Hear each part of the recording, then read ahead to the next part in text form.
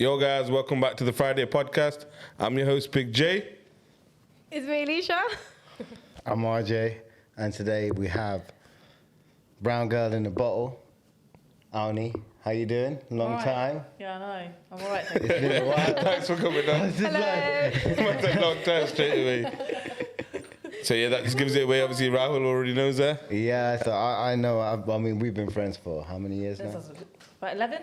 Since you were 11? Yeah, literally, like, it's been that long, How man. did you not meet? Kind of, how did you become friends? It was like earlier than Leicester. It was earlier than Leicester College, and I think I can't remember. Because you were at Round Hill Yeah. at the time. Yeah. I was Was at it Round Round Hill or Hill. Week? I don't know. It was that long ago. I don't actually know. That's more than 11 years ago, because you're like 39, bro. That's like 20 years ago, bro. Yeah, shit, you know what? Sorry, but it's like, yeah, that's probably a long time. Round Hill, God. She was 11. Oh, Yeah, Round Hill. I thought you was 11 years ago. Round Hill. Oh, no, like 11 years ago. I was 11. Oh, yeah, that makes more sense. Shit, that was like, fucking hell. Round Hill, God. That just brings back memories. That was year 9. We were so young. But Oh, so you met in school kind of thing, yeah? Yeah, no, we didn't meet in school because I didn't go Round Hill. Yeah, I don't know how we Reek. actually met because I didn't go Reek. I went Saw Valley. So Probably I don't know how we met. He doesn't know. He's hella confused. Yeah, that's I don't know cool. how we met. Probably one of my mates. You know what it is? Like, I can't remember. Obviously, my memory's not as good as it used to be, man. But We've been friends for a long yeah, time. very, For a very long long time. We used to be really close because we used to chat for hours, do you remember? Yeah, I remember, man. And All right, then so- we lost contact for ages, like a big period of time. Yeah. Should we go all the way back then? Where were you born? Yeah. How? Right Yeah. back. What school did you go? How was school? Early life. Yeah. So I was born here in Leicester. Yes. Let's I start. went to Saw Valley. And what else was the question? Oh, how was school life though? Like, so was it good? Were you clever? Like, you know what I mean? So to be honest, I was a bit of a teacher's pet actually for the first 3 years. Yeah. So I was one of those students that, Top set and that. that everyone hated. You know, the one who got like accommodation cards and got invited to celebration evenings and stuff. But I think in year 10, I started to really bloom. I started to explore like myself and, just being a woman, and I'd cut my hair off and dyed my hair and it was like brand new. I think everyone goes through them kind of phases. Yeah, innit? I did that shit. I had a blonde Mohican at one point. I'm not gonna lie, bro. You know, Craig David did the walking away video. I had the checks, man. Varja effed me up, man. I remember I had the checks. I went to Africa. I got screwed at by my granddad, man. Oh, did you have the cross thing? Yeah, everyone had that, but don't worry, no, man. it wasn't like, the like twists. It was actually check crossed, like zzz, in my head. No. On my head, yeah. Like a checkered board, Big man. with that. The inverted fade. Varja effed a lot of man up, you know. Effed up. Okay, this is a good question. What is the worst ever hair trend on boys that you've ever seen? I can tell you, I've had it all, man. I think Mohican's up there. No, Mohican is up there, but I think when they tried to bring back the mullet, that was really bad. You know what? The Yeah. mullet came back. Up north, mullet's still. You get me? Prevalent. I don't think a bullet's bro. that bad. I think the top knot bun Oh, bin bag. situation. Call it bin bag. Yeah, the bin bag, innit? When man have a little Not bin half bag. shaved and then half. Oh, I know what you Yeah. mean. Like an onion. Yeah, it's, Yeah, just it's a like bit an onion, like isn't it? it's kind of like Viking vibes, but like just not there. If that makes sense. Yeah. Oh, for Viking. See, I don't mind the whole man bun thing personally. Oh, I'll really? stay out of this. It's a bin bag, man. Bin bag or not bin bag, but it looks alright on somebody. It does, innit? Like, you know when you tie up it, that you look at little bunny with it. It does, but I think some men can actually pull that off I don't know. and look quite sexy. I don't but that's know. just me. That's just me. So, getting through Saw Valley. College, did you go So I went to Leicester College and then to do? So I initially. No, I'll tell you. I went to do sociology, media, and psychology and English language. Oh wow. And then I smashed it. no, I didn't because I don't know why I did them. Oh. Because I left secondary school, like gaining A's and stuff in science, and then I went and did like media and stuff. So, and then I changed them after a year to do chemistry, biology, psychology, English language. The proper ones. And then I literally got a U in chemistry, which I shouldn't have done because obviously I'd got an A. Yeah. So I left Leicester College. and Why I- did you get you? I was just do you thinking think? about I met who was my ex long-term partner. Oh, yeah. Like that. So then I left Leicester College. I went to Gateway. Yep. I completed my A levels. This time I got a B in my A level chemistry. And then I went on to Nottingham Trent University to study biomedical science. Oh, sick. When I was 19, and then I fell pregnant in the first year with my daughter. And yeah. What did you want to be? So obviously you knew you were going to go to college and go to uni. What was did you have a career in mind, like a kind of So originally I wanted to be like an astronomer, but I'm not very good at maths. So I only got C in maths. So I wasn't allowed to do physics for A-level. So then I was kind of exploring what should I do. But I really love human disease. Okay. I find it really, really interesting. You know, how not just how to cure. Not so much how to cure. I find the whole pathophysiology. you know. So like COVID and things like that, basically, like. Not just COVID, everything. I just find the whole human disease fascinating. Whether it be like something you catch, or whether it be your own immune system turning on you. Yeah. Or something you're born with, or something like that. Yeah. As well, And so biomedical science is the study of human disease. Yeah. So once I read all about that, I was like, no, that's the degree I'm going to go and do. You know, and then. Obviously, I started that degree. I literally started that degree at 19, and I just finished it in 2022. The claps. Yeah. We got an audience today.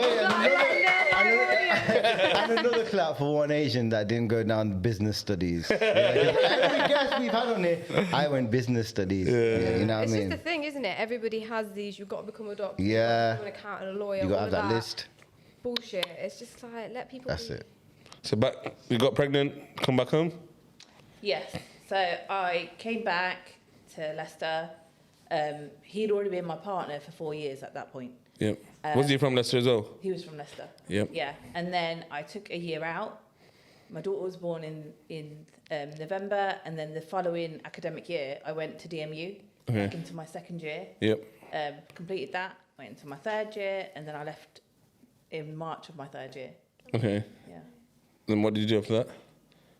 I just went down this Was that when it started? downwards slide. And what spot that do you think? Why then? What was it? Why was it March of that year? And What was the trigger? Do you think that kind of where the spiral? Yeah, actually, I don't know this, to be fair. I'll be honest with you. I have been asked this before, and it was like it was a preset path. Yeah. You know, this was everything that I'd experienced since being a child had laid the foundation for this to take place, and all I needed was just a bit of time where I wasn't doing anything for these thoughts to come to the forefront. Yeah. Do you know what I mean? Because you're obviously I know what you mean. You're not thinking about this stuff. You just get time to think like. Well, it was this point. I had no job. Yeah. I had no career. I had no qualifications. I had a child. I had these four walls. I didn't really have many friends. I was kind of ostracized from my family as such. My relationship was toxic, and I had a lot of time to think. Yeah. Do you know what I mean? And You and your thoughts, innit? Yeah. So It can be a dangerous place, man. definitely, but I think that it had all started from childhood. Yeah. Definitely. I think 100%. A lot of, I don't know if this is just theories, but I think it's kind of true, is your childhood really does set a foundation for the rest of your life, because you see it in grown adults where things have not been they've not had a stable childhood. Oh, 100%. Oh, yeah, Oh, definitely. It shows in grown adults, and it's like, some people kind of become aware of it and kind of try to get their help and kind of do their work and work on themselves, but some people don't, and that's where It's like a childhood trauma, and then But you know what and it then is? later life you get PTSD in it. We never really had, you look at ADHD and things like that, they never really classed any of us with those things. Like, obviously, when we were growing up and when we were kids, it was just like, oh, yeah, you'll be fine. It's such a taboo thing, yeah, bang on, 100%. I don't know if it's an Indian thing where it's, but you shouldn't tell other people business, and we don't want people to think this. Have a or this, and we paracetamol. don't want- Yeah, you Is know what I mean? that I don't what it want is? people to think that. Paracetamol, Kylie. Like, it's a deeper. If you think about, Yeah. me and my cousins were talking about this. If you think back to my grandma's time, for example, right? They were just, they were grown and they were bred almost just to be housewives. You do what your husband says, regardless of what your husband treats you like. No education. There's no You education. don't need it. You grow your children up. You have his kids. You grow his children up. Blah blah blah. And she was 29 with 5 children when my granddad passed away. she had no choice but to then marry another guy who happened to be like his brother, and it's just To like support. to support and bring up the children. But he weren't a nice guy, you know, and that like really Push in a difficult situation. It's already at that where my grandma is. It's already effed up at that stage for my dad, for example, and for my uncles. And it's So mad. we have something called intergenerational tolerance of trauma. Yeah. So what I mean by that is the fact that we, as South Asian women, Yeah. and I'm sure it's not only in the South Asian community, but I speak for that because I am South Asian. Yeah. You know, back in my grandma or like your grandma's generation, women are taught that actually to be a woman means that, you know, you are going to be abused, whether it be sexually, physically, emotionally, and that is whole part It's of normal. women. Yeah. And so they don't class it as That's trauma. crazy. Yeah, Why yeah. would you class something as trauma if you've been if it's drummed into you that this is It's socially what acceptable, isn't it? Yeah. It's fine. and we you know we men are superior, women are inferior, and so she passed that down, you know, to her children. Yeah. Got passed down, and it's kind of been like that until it's hit a generation, which is a bit like, well, actually, no, you know what I mean? Yeah. You is you. Nah. And I guess I'm that generation, so you know. So back to the downhill spiral. What started, like, not what started that, but yeah, where did it lead to? What happened, and how did you get better from it? So basically, it wasn't like that was the first time I'd used alcohol. Yeah. I'd been able to use alcohol quite Yeah. socially before that. Okay, so you know me, yeah. Yeah. I've said this to Rahul before. You know, when I drink, yeah, I don't drink one or two. If I drink one or two, I think, why am I drinking? What's the point? I'd rather just not drink. See, this is so what I drink to get to a certain level in it, but then Yeah. I can kind of, I don't know. I think I can stop at the level just because I know, like, this is how much I can drink. Because you know me, it's hard to explain. I drink every day. Well, I used to, but then last year I stopped for 3 months. October, November, December, I didn't drink. Yeah. And then in January was my sister's wedding in India, so I decided I'm gonna have to start drinking again. And then it led to February, but now it's March. We're on 6th of March, but I've stopped again.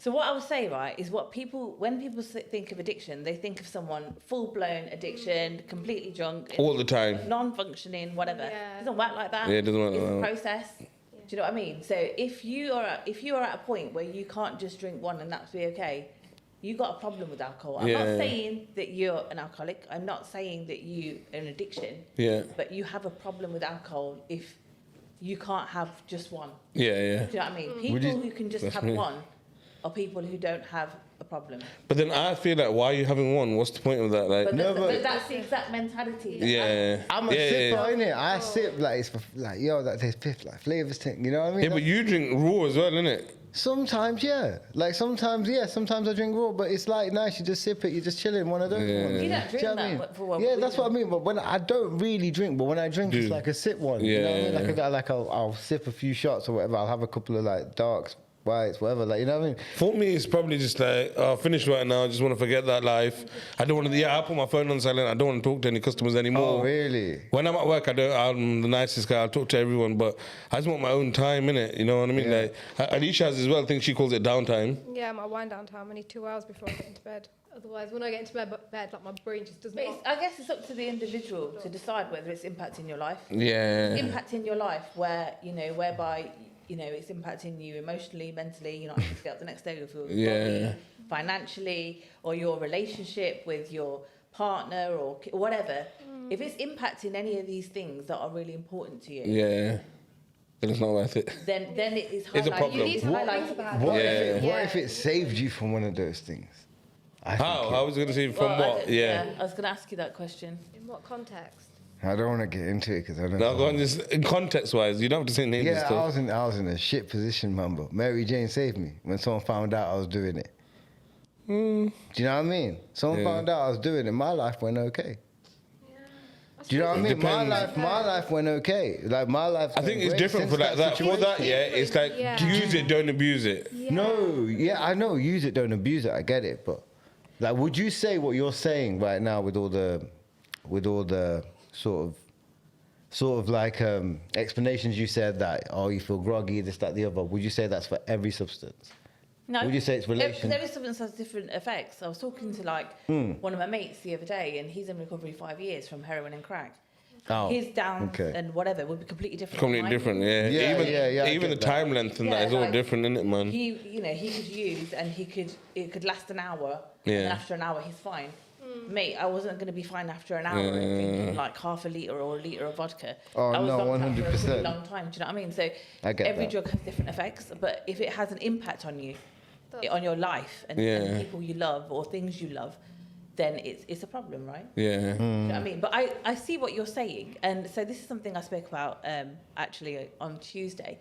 I'm doing a conference on the 14th of March around domestic violence and alcohol use. Yeah. And it's from a South Asian woman perspective. Yep. And I did say that had I not been intoxicated for a lot of my toxic relationship, I would have remembered much more of it than I do now. And I don't know whether that would have been more detrimental to me once I was out of that relationship. Because although once I was out, I wasn't physically there. Yeah. When someone's known you for a very long time, they're still able to push your buttons. Yeah, 100%.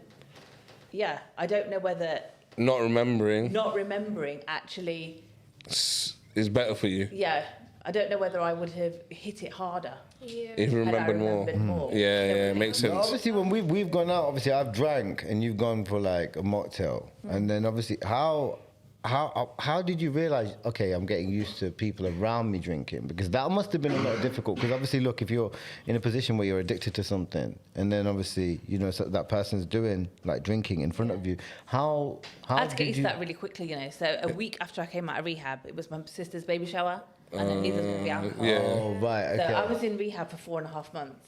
Yeah. So I went to a medical detox unit first because I was alcohol dependent. Yeah. And then straight the day I came out of the medical detox unit. What do they do? Wean you off it, sorry. Yeah, so they give you it's called Librium. Okay. It's benzodiazepam. And so what they do is when you get in there, they'll tell you to drink to stabilise. Because if I didn't drink, I'd be shaking like Yeah. seizure, and I have I've seen that as yeah. well. And so they breathalyse you, not as in like a criminal way. not like a criminal way, just to see how much you've got in the system. And then when your withdrawals start, they decide how much Librium they're going to put you on. So I was on 5 for 2 days, then 4 for 2 days. Oh, the pills? 3, yeah. Okay. And it literally completely took my withdrawals away. So by the time I left on day 9, I wasn't alcohol. My body wasn't physically dependent on alcohol anymore. And that only took 9 days? It took 9 days, yeah. Because I wasn't dual. So you get people in there who are addicted to multiple substances. Oh, okay, it was just alcohol, yeah. Okay. And so the same day I left a detox unit was the same day I went to rehab, because I don't like to have a gap in between. Yeah. Relapse, because you feel fantastic when you come out of detox. You think, I'm fine, I don't need to go rehab. Let me go and have a drink. Yeah, but do like that's what I was going to say. celebrate. Yeah, like it'd be mine. Automatically, There's not a chance, hard, right? There's not a chance, because, like I said, the same day I came out of detox, I had shit. to enter rehab the same day. And at that stage, I didn't realise. I think that's a good choice. Yeah. So it's not just picking up the substance, it's the mindset. And then I went to a rehab called the Nelson Trust, which is specifically it's a trauma-informed rehab. Yeah. So it's specialised in PTSD traumas. Yep. And I stayed there for 4.5 months. And then when I came out, Quickly, sorry, what kind of other people do you see in there? Do you see people like soldiers and stuff in there as well, or? What kind of people did you meet? so they have 4 houses, but I was in an all-women's house. Okay. 'Cause obviously, the things you're disclosing, like Very personal. Disclaimer on this, but No, you can say anything. torture, violence, all sorts of things. Shit. You don't want to be around. They prefer you to do it in all women's. Yeah, makes sense. It makes sense. And so but you do meet all sorts in there, but you're all in there for the same thing. And I get, no one has ever known me that quickly. I don't think any of my friends had ever known me like those women in there knew me. Yeah, because I they're laid going through the myself same bare, thing, isn't it? Yeah. But back to Rahul's question. So I was like, I don't know how I'm going to do this, but I'm going to do this anyway. And it went all right, I didn't feel let me have a drink or whatever. Yeah. I did so much work in rehab. Okay. In rehab, people don't understand what you're doing there. Yeah. People just think you go away and then. Or you're drugged up. In rehab, there's no drugs involved. Okay. They don't give you anything. Is it like a teaching kind of thing? They teach so you. basically, it's like they have a structure Monday to Sunday. Yeah. And so in the weekdays, you'll do like groups. And then you'll have individual assignments set just for you. Yeah. It's a bit No, like sorry. a school timetable in a sense. Do they give you like certificates and coins and shit like that they do in America? Like you know. Oh if no, you've no, gone that is through- you're talking about AA and NA, where they give you. Oh, coins. is it the same sort? No, of, oh, no. okay, no. No, it's a trauma-informed rehab, so it's a lot of CBT work. Oh, a lot Yeah, of they do like a CBT lot of work, okay. therapy. They help Yeah. you like understand what's going Oh, on. okay, cool. But the thing for me, right, it's like Rahul said, me and Rahul are like really good friends. Yeah. We go out, Rahul drinks.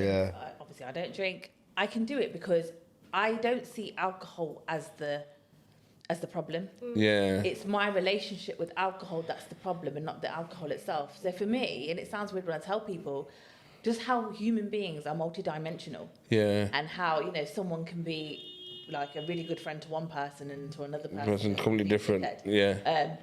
Alcohol's like that. Yep. You know, when one person drinks alcohol, they can be such a joy to be around. Yeah. You know, but when another person drinks alcohol, depending on what they're drinking it for, Yeah. that person can turn into somebody they're not. And so understanding that my relationship with alcohol is toxic, but I've also come to the understanding that I become somebody that I don't like. Yeah. when I I think. drink alcohol. Yeah. Do you know you can get drunk? Like you can get like arrested for being drunk on the street in Dubai. I didn't know that, man. Yeah. I know. Dubai is a mad place. Dubai is a mad place. Yeah, Wait, no, I I want to saw go that back to what? I don't know. You're very random, man. No, guys, you just popped up somewhere and I saw it. It's like, you know that thing? Fucking hell, man. Go on. But yeah, that's how I can. Oh, I was gonna say, All the yeah. questions. Go I on. remember what I was gonna say. You know how you said like you remember how you don't like yourself when you're drunk, but you know, like you said before, sometimes you get so drunk you don't remember anything.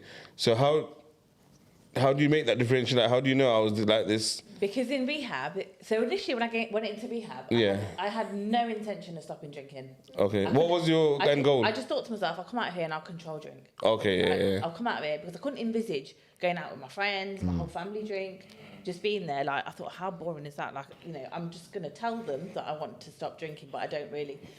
But about week 6, week 7, I did a group around my children, Yeah. and it was only in that group that I realised that I had now become the abuser. I was abusing my children. I was causing my children trauma. And to be honest with you, there was nothing that hit me harder in that rehab than to sit there and think to myself that I am now abusing my children, not intentionally, but nonetheless, you know. And it was almost like my children, I call my children my lighthouse. Yeah.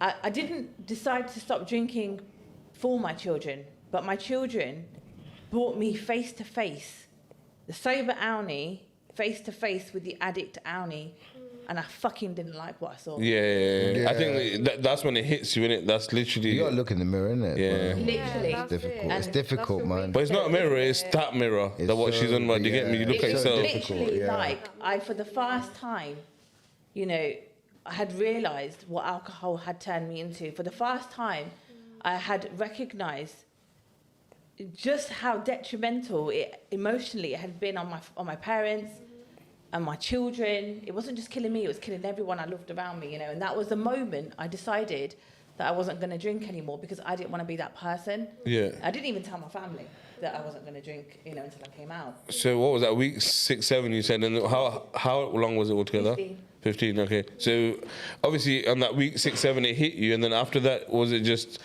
you like you said, you decided first that you were just going to tell them, I'm going to stop drinking, but you thought I'll do it on the weekend. Yeah, so in the beginning, when I went in, Yeah. from up until week 6, week 7, I was just feeding them the lines because Yeah. they have that mindset, right? Yeah. Because we turn into a good liars, manipulators. Yeah. We're good at that.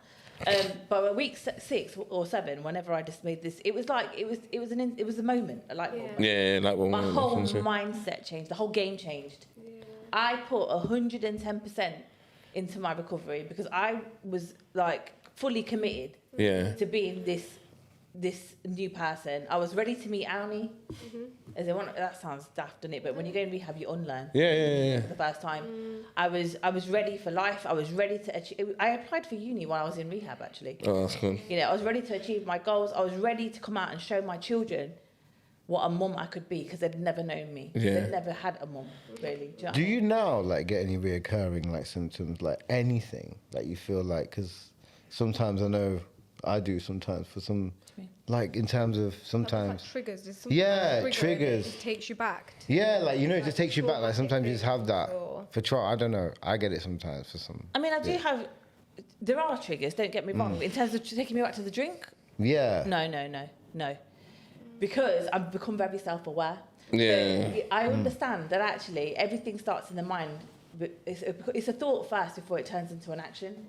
And so because I've worked so much on myself, I'm not saying that I'm like the guru here, but I've done a lot of work on myself. And so when the sort of negative thoughts start coming into my head, I'll be honest, my mum has to hear about it, and Dilesh gets about 1,000 voice notes, seriously, because I'm aware that they're going on. And what I try to do is if I can't find a way to redirect them, Yeah. because sometimes I can, sometimes I could just sit there, come on Aunee, let's think about this, and I can redirect them so that they, you know, my behaviours are always positive and consistent. Yeah. But if I feel overwhelmed by them, Just then talk I to someone. have this amazing support structure Yeah. that I trust fully, and Rahul's part of that.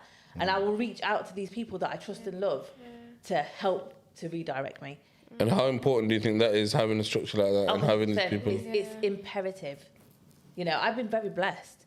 Not only have I got some beautiful friends around me, and I've only got a handful of friends, but they're amazing. But I've got an amazing, supportive family, and that's very unusual for a South Asian woman coming from the background that I've come from. I was just gonna say, you know, at any point did they ever give up on you and said she's too far gone now, we can't help her? Just kind of No, like because I'd be dead now if they had, Okay. and that's the fact. And also, what I wanted to ask, what would you say is your biggest misconceptions about addicts? What would you say is your biggest misconception? Before I became one, Or now, from looking at it, before you became one, and looking back at it now. it's crazy, you know, because before I kind of went down the path of addiction, I used to be a service user involvement officer, and I used to work with people in active addiction. So it was almost like, and they always say to me, Aunee, like, it's so great working with you. Like, you talk to us like you're human. Like, I used to work in the council. I used to come up in the offices and everything. So I never really, I've always looked at people, even before I went into addiction myself, and thought to myself, not instead of like, oh, you tramp. I've always thought, what's your story? Yeah. And I don't know whether that's because I've went through, before the addiction took place. You know, I've been sexually molested. I'd been through numerous suicide attempts. I'd had self-harm. And I don't know whether that background had given me already that mindset where I wasn't going to prejudge. A book by its cover, yeah. 100%. You have to look at it like that. You know how you said the trauma unit and was it 9 days before that? The detox unit. The detox unit, yeah. What made you actually do that? What made you think, oh, I need to do this now? So originally, when I worked with Dilesh, because Dilesh was my recovery worker. Yeah. He's just said, oh, like, you need to go detox, because obviously I was alcohol dependent. Big up Dillish, by the way. Dash up, delay. And I was like, that's fine, that's cool. Like, 9 days in Nottingham, I'm not really that bothered. Yeah. And then, like, he's talking to me, and he's thinking, now, like, you know, there's a lot going on here, more than just, like, you know, drinking. Sorry. And originally, I was just like, no, like, I did say shove your rehab up your arse. I did, you know. And it wasn't that I didn't want to change. Because I wouldn't be sat in front of him if I didn't want to change. But I was fucking petrified. You know, like, you're telling me to go away for 3 months initially. To somewhere I don't know. To be with people you don't know. Like, hell no. Do you know what I mean? Yeah. But I think as time went on, there was a point where I realised that if I didn't get better, I was going to die. Yeah. Because I'd already been told by the hospital. So I was literally, either I'm drinking to die or I'm going to fight to get better. And that was the two choices I had. Do you know what I mean? And I just thought maybe. At that point, I was quite hopeless. But I thought maybe. And so I just said to him, okay, I'll go. Yeah. And at your worst, I mean, obviously I want you guys to get a scope of this. I know, but obviously at your worst, what were you drinking a day?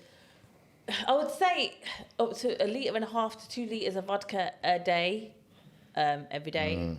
Yeah, that was at my worst. That's crazy. How long did that go on for? Yeah. That really problematic drink, like, well, it was all problematic really. It was like a 12-year span, but that really bad. I would say that probably started in June of 2019, that heavy drinking, and it didn't stop until probably about November, December time, 2019, because that's when I handed my dad the responsibility of pouring my shots to stabilise me. Yeah. I mean, by that point, I'd lost control of my bladder, so I was urinating spontaneously because I couldn't control my bladder. My bowels were starting to go, although I still had slight control over them. And so one of the decisions I made was because I was alcohol dependent, I couldn't just stop. You could just stop, yeah. Yeah, you can't. You can't just stop. And you what can't. I realised I think it's bad for you if you just stop as well, isn't it? You can't. Yeah. You can't do that. Your Because you know body- that shaking thing that you said, obviously I witnessed that like quite recently and it's very bad and they couldn't stop. They literally, you couldn't drink water or anything because you're shaking too much. You start body shaking needs from it. the inside and that, I never forget it. You know, when I do that, I'm taking myself back. Because if I take myself back mentally, I can feel the feelings. And it was the worst. And you know what? Yeah, sorry, if you don't know, like, you know when you told me, the doctor's telling me to drink, I'm telling, brother, are you taking the piss out of me? Do you think I'm born yesterday? But I didn't understand. Yeah. I didn't get what was going You on. just But now, slowly wean yourself and off someone it, explained man. it. You know how you explained it to me, like, you can't just get off. Like you said, he'll die. You can't go cold My turkey mum like didn't that. know that, you know. And Yeah. It's only through like her experience of having a daughter who's an alcoholic has she, had become so much more Aware. Yeah. She was telling her, isn't there a pill, whatever, but she realised actually, there is no magic pill for addiction. This is the way to do it. Have to That's it. come off it, and actually, it is a weaning process. Yeah. But I couldn't wean myself off, obviously, because I'm an addict, so I was always drinking to get drunk. So in the end, I gave the responsibility of my dad to Yeah. to pour enough shots to stabilise me. And I used to fucking hate it. Because I was chasing that place, and he would just give me enough. Just to... To stabilise. So he weaned me off from about 2 litres down to 70 cl. Yeah. By the time I went into the detox unit, I was on 70 cl. Wow. Big up, Dad. Big up, Dad. That's And mom. crazy. Big up. Family-wise, was there any alcoholics in your family, uncle? Like, I'm on about not immediate family, like circular family. Is it like quite normalised to drink and stuff like? So I come from a line of alcoholics. Yeah. Oh, yeah. And I don't just mean people who drink, I mean alcoholics. Yeah. So, 3 of my mum's uncles, who are my uncles, have died from alcohol. My mum's aunt was an alcoholic. I'm an alcoholic. There's another alcoholic. There's about 2 more alcoholics. Yeah. So it runs in the family. And even some traditions, isn't it? Like, not traditions, but people from certain countries, like alcohol is just a thing. It's just a thing, isn't it? It's normalized, isn't it? Yeah, it's just so normalized everywhere, man. And they just think, okay, well, that's Party, how let's go and get vodka. Yeah, that's how they went out. That's how I'm gonna go out. Like it's just like normal. It's just so. That's why I think you can hide it so well. Yeah, and I think that's why people didn't recognise, even my loved ones didn't recognise there was a problem until I was so far gone down the line. Yeah. And it was apparent that I had a problem, although I'd crossed the line like way before. Yeah. Because it's normalised. It's normal, In they just England, think, it's like, it's part of the culture. And my whole family drink as well, So... Okay, It's crazy how damaging it is, isn't it? so I'm going to read one of the questions off the thing. No, no. How did your experiences of abuse and violence impact your journey to recovery as a female in the Indian society? So with the abuse, obviously, that was something that the whole family knew about, but it's something that I had to keep quiet about because, as Elisha mentioned, I don't know whether before we started, that this picture perfect image. Yeah. We have a need to present a picture perfect image. Oh to yeah, society. we wrap our remotes in fucking cellophane, man. Obviously, we want to keep everything preserved and perfect. No, but she means that an image I in know, that's what I general. mean, but that's generally like that's what we're I like. remember that, yeah. Yeah. But that's what we're like. We try to With keep our image, things, we wrap it in cellophane and we need to wanna keep it Yeah, perfect. we want to keep our image Yeah. perfect, and that's exactly how it is, man. Do you think it's changing now, though? I think this we're generation, changing. Yeah. I think we're waking up and we're changing, We're but I changing think as well, obviously right, it is. the generation before us is the last generation Yeah. of the way people saw It was a how they were. completely Yeah, different outlook. it's the last of the innocent generation. Yeah. It's the last of our mothers. It's the last of our fathers. It's the last of that generation. That generation, that innocent generation's gone now. It's finished. I don't know though, I think it still continues because I see a lot of people who are still stuck in the ways, if that makes sense. And I think I know a what lot you mean. of us are quite aware of the situation and, we're quite self-aware of our behaviours. But there's certain people who I know personally, for example, they're not aware at all. And they just have this Is that because of the parents and how they've been and this growing is up? it. And Yeah. for me, for example, my dad was very much like that. You hide everything, but my dad was like, everything is perfect, blah, blah, blah. And I was kind of like, no, it's not. It shouldn't be like this. And I just rebelled. I just completely rebelled. And I was like, no, forget this.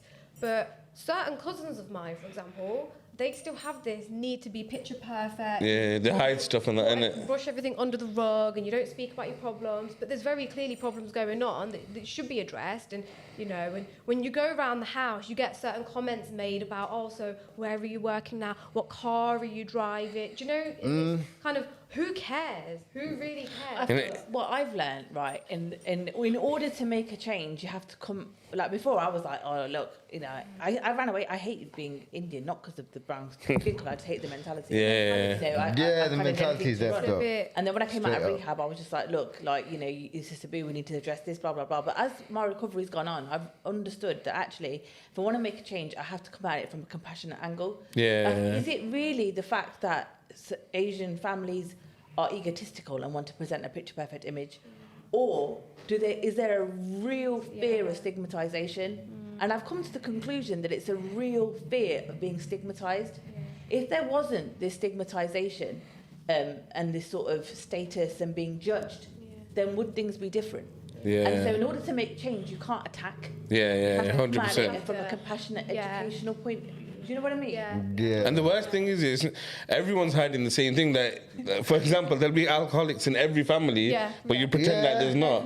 But if everyone came out and everyone was open about it, bro, And we've all really got the same problems, isn't Yeah. it? If we just share our problems, I think the world would be a much better place. Everyone's mash up. Everyone's mash up. Everyone's like this COVID, this whole life. You know what? We're apparently, I saw this on Jeremy Vine today.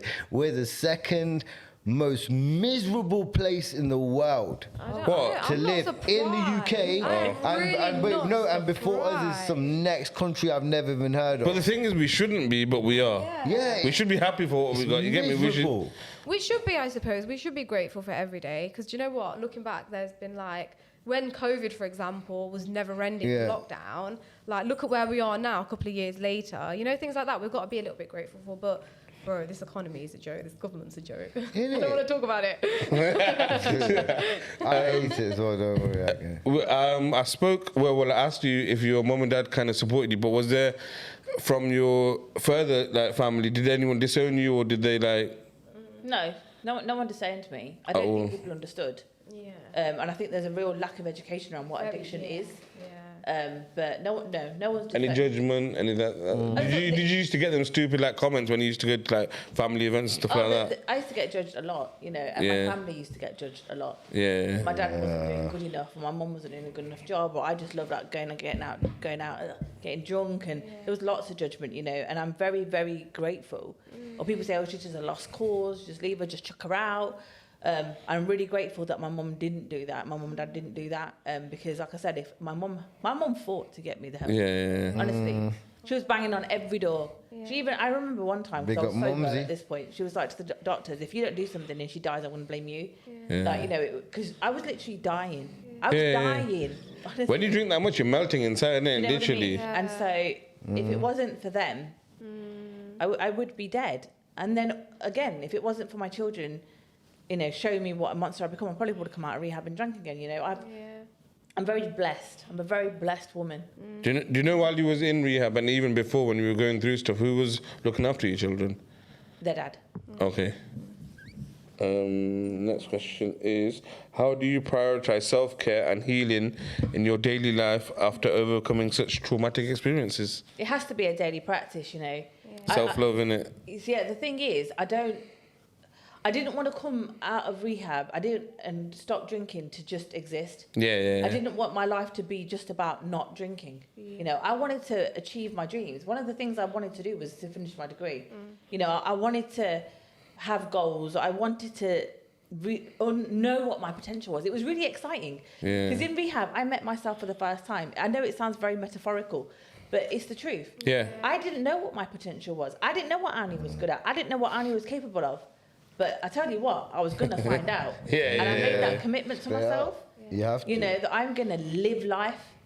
And so self-reflection and being better today than I was yesterday is all a part of that, because I can only evolve if I reflect. Do you know what I mean? So it's a constant thing, and I think all the sort of, I get some amazing opportunities within the substance misuse world, you know, and that helps. That's nice. Yeah.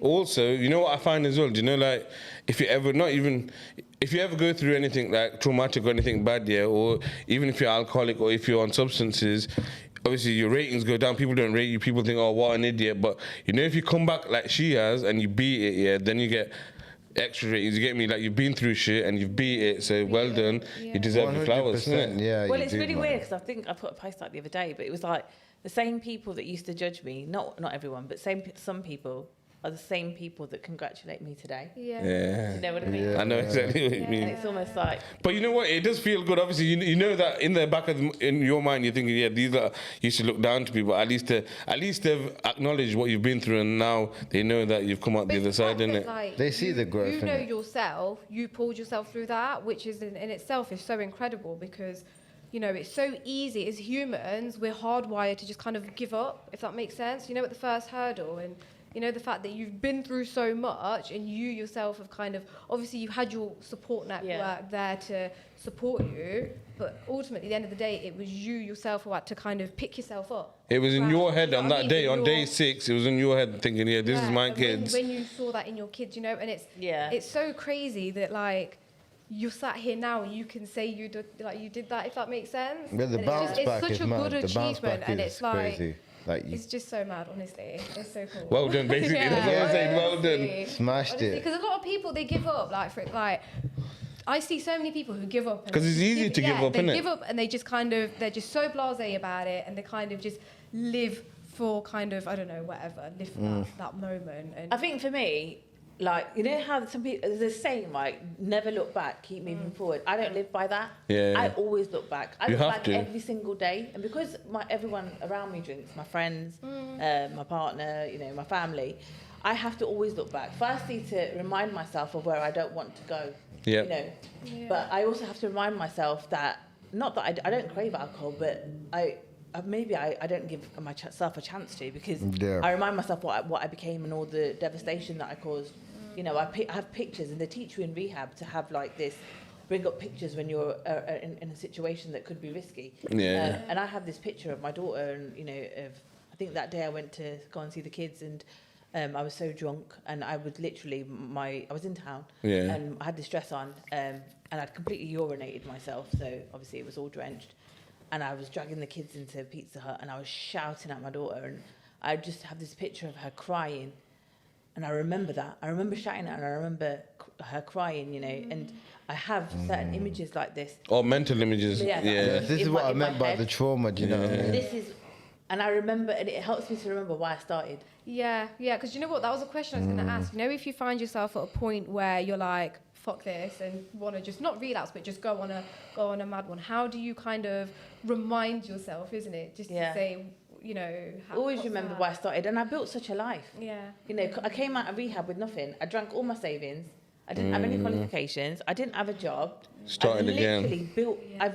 I've got a lot to lose now. Yeah.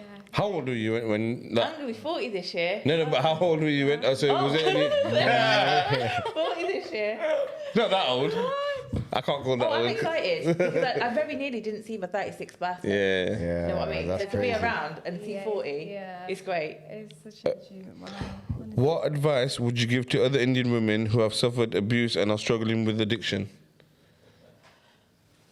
You know, I would say, you know, reach out to someone you trust. I think that's the main thing, you know. Oh, and you know, you say reach out yet. This is a question I'm going to ask you. Do you feel it easier talking to somebody you know or a stranger, but a professional stranger? I think back then, when I was in active addiction, when I was going through that process of transitioning, because it's a whole process. Yeah. It felt better being around strangers, but now I like talking to people that I know. It's almost like with Rahul, like Rahul said, like, you know, we it wasn't that we broke our friendship. We literally just we started doing our own thing. Yeah, we kind of that was went it. like, we're from like this to like this. Yeah, our and then paths just completely. And it was nice. We were singing songs together. The next thing you know. I know. Yeah, and it was nice. It's been nice reconnecting with people that I do know. That's mad. So Rahul, do you know 2 different versions of Aunee? You know what though? See, I don't know. I didn't know that Aunee, the middle part. I didn't know. Like, I completely lost contact. I lost the number, whatever. And I was on a different path. I was obviously doing my thing with Car Phone Warehouse. I was with Phones for You, and I was just stuck in mobile phones, obviously. And we just lost contact. And then afterwards, well, I don't know how we started chatting again recently. I genuinely It was on don't know. Instagram. You Yeah, posted on Instagram or or something. And that's happened with a few of my childhood friends. Yeah. A few of my childhood friends have come back into my life, like my friend Della. There's a few of my childhood friends that have literally, our paths have realigned. Yeah. Which is That's good crazy. though. That's good, man.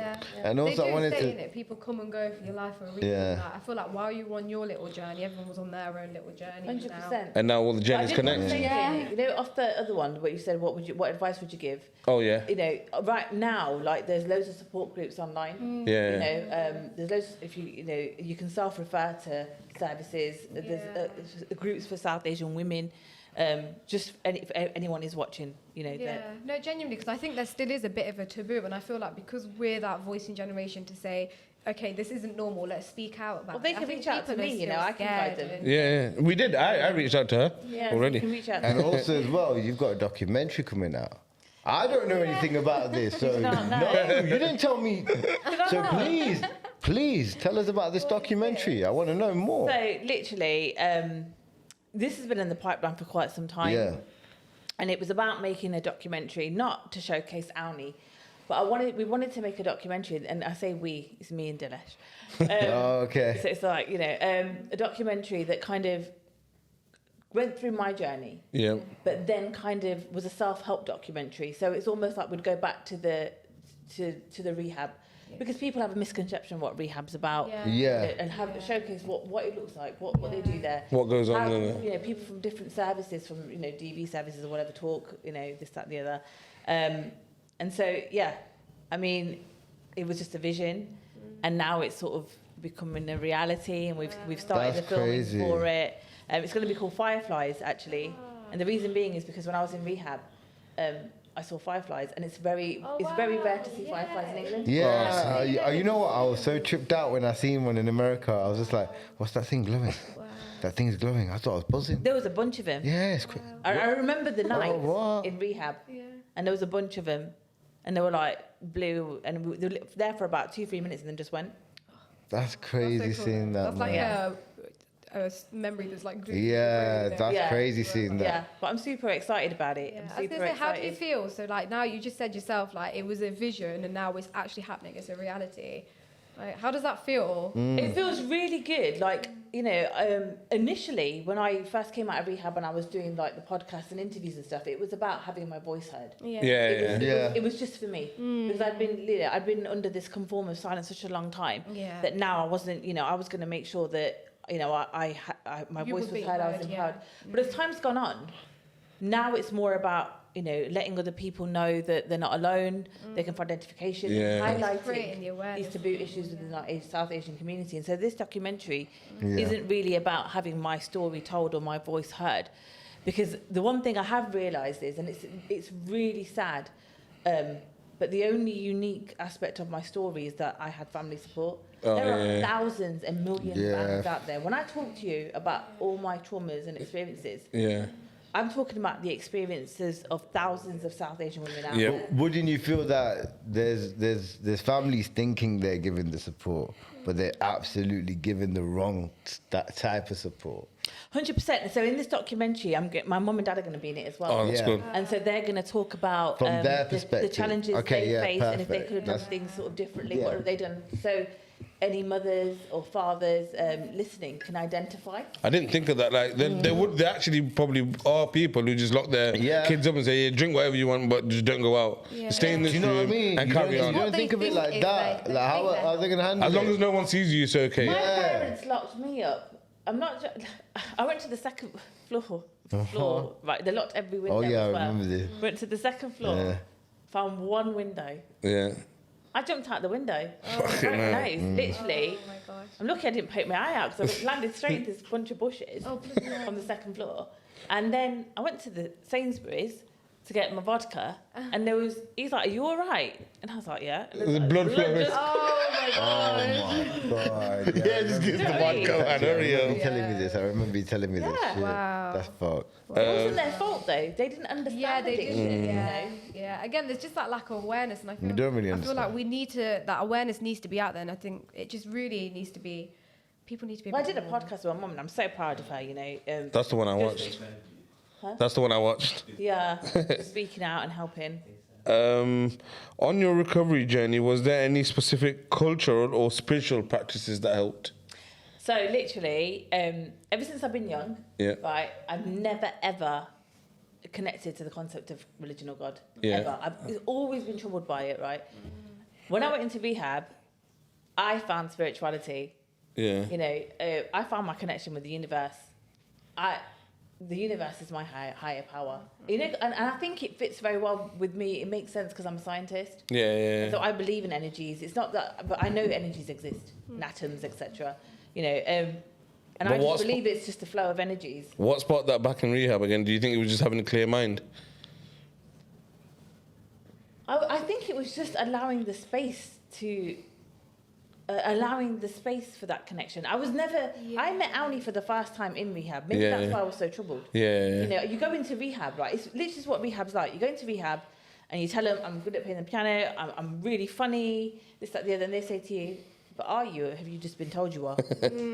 If somebody just told you that, Yeah, innit? you have And to so then question you have to you think, about actually, yourself, don't you? actually, am I? So let me go and find out. So you unlearn, Yeah.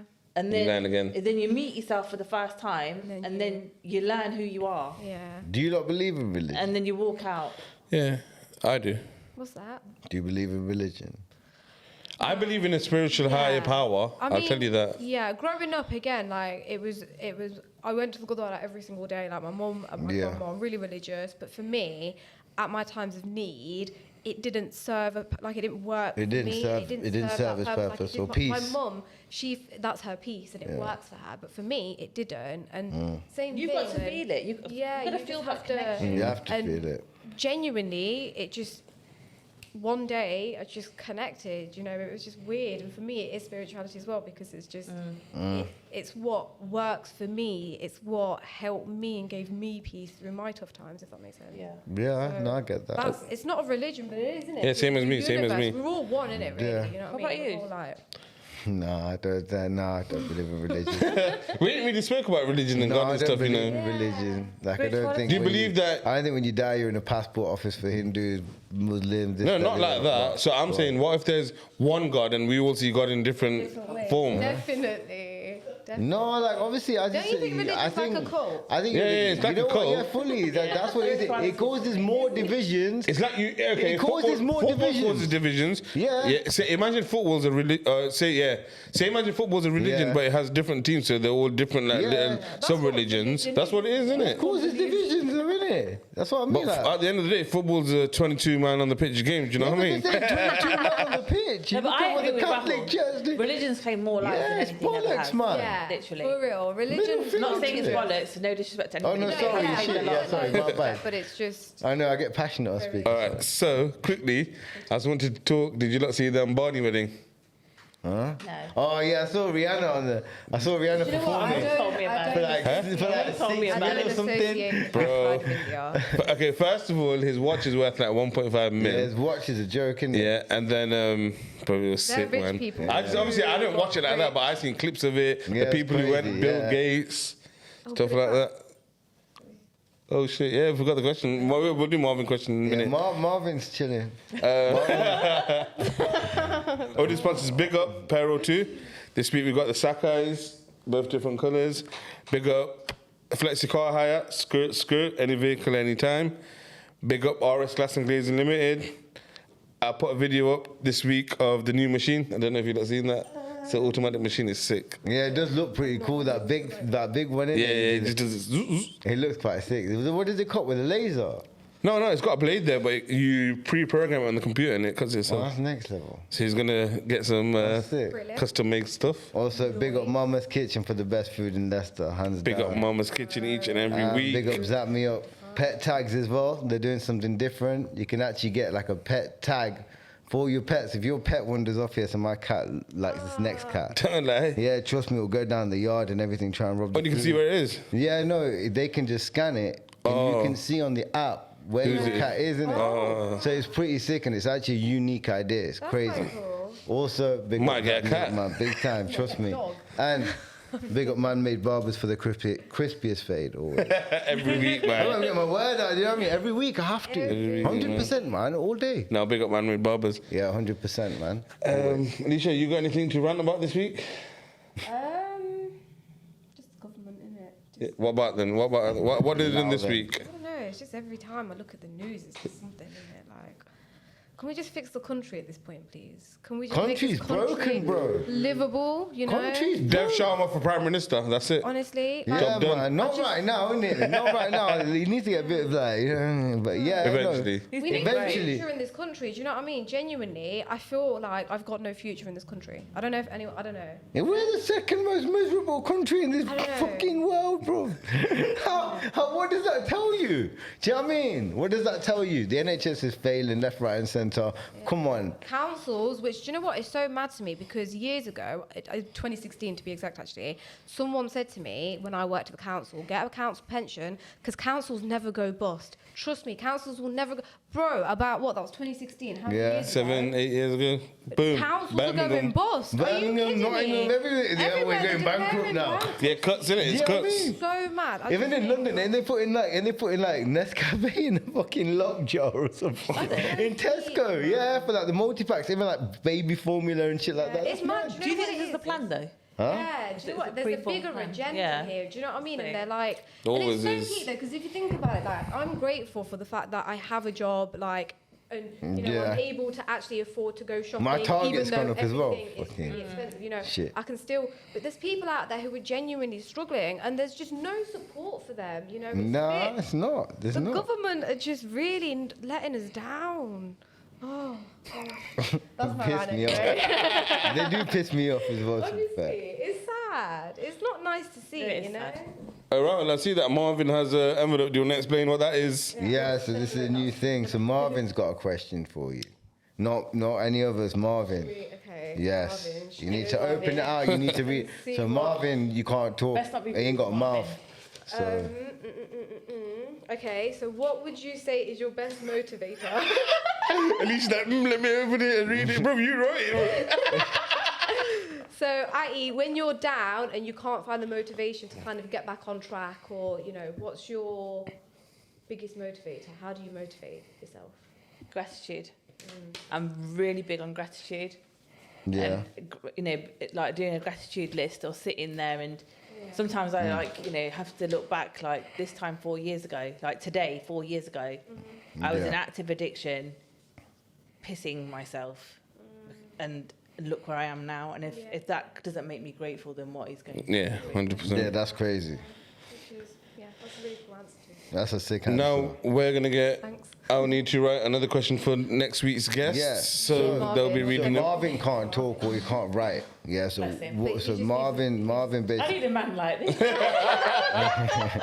so Marvin Take Marvin basically home. asked us before the show. You got to basically write the question down for him. Oh, as yeah, the yeah. guest next. Okay. So Marvin's got feelings. This is Marvin's room, by the way. Yeah, that's a good one. Big up Leicester Podcast Studio each and every Always. time. Every time. Every time. And it's a wrap. It's a wrap. It's a wrap, guys. Thanks.